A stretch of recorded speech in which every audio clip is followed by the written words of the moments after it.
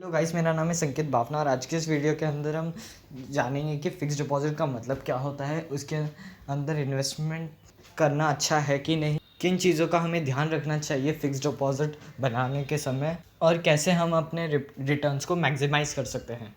Guys, पहले तो मैं आपको बता दूं कि फ़िक्स डिपॉज़िट एक फाइनेंशियल इंस्ट्रूमेंट होता है जिसके अंदर आप अपने पैसे को इन्वेस्ट कर सकते हो और उसके अगेंस्ट आपको रिटर्न इंटरेस्ट मिलता है।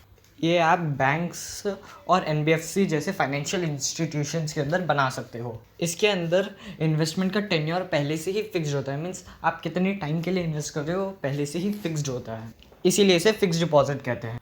इसके ऊपर आने वाला इंटरेस्ट आप किस फाइनेंशियल इंस्टीट्यूशन में कर रहे हो उस पर डिपेंड करता है।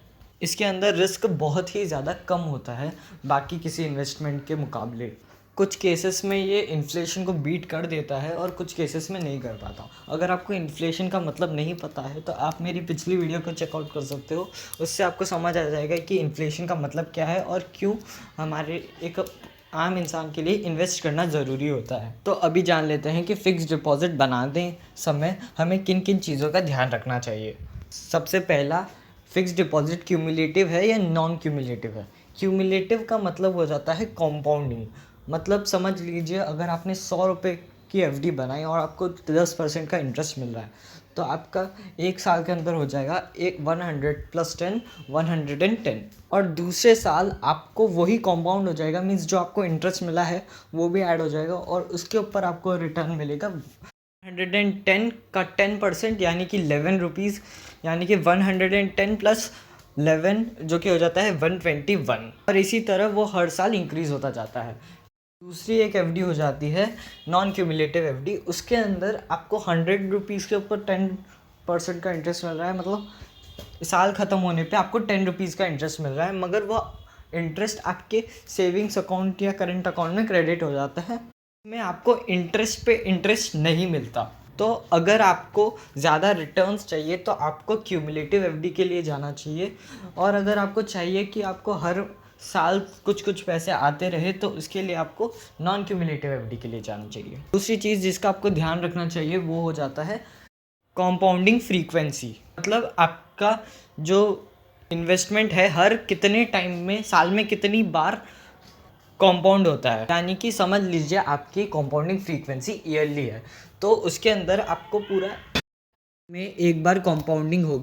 वो क्वार्टरली है तो साल में 4 बार कंपाउंडिंग होगी, और अगर वो है तो साल में 12 बार कंपाउंडिंग होगी।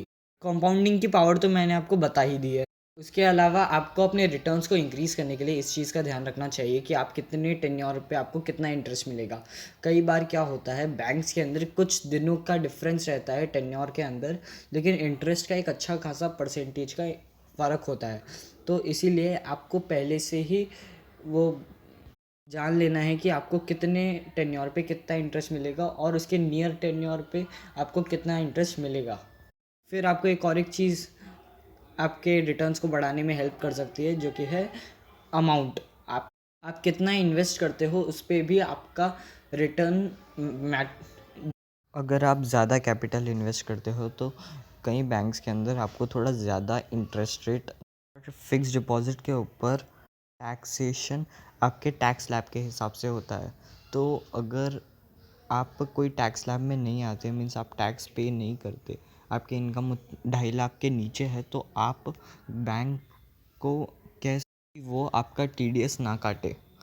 और अगर आप एक बड़े टैक्स स्लैब में आते हो तो आप अपनी वाइफ के या फिर अपने बच्चों के नाम से एफडी खोल सकते हो, जिससे आपको कोई टीडीएस या टैक्स नहीं भरना पड़ेगा अपने इंटरेस्ट के ऊपर।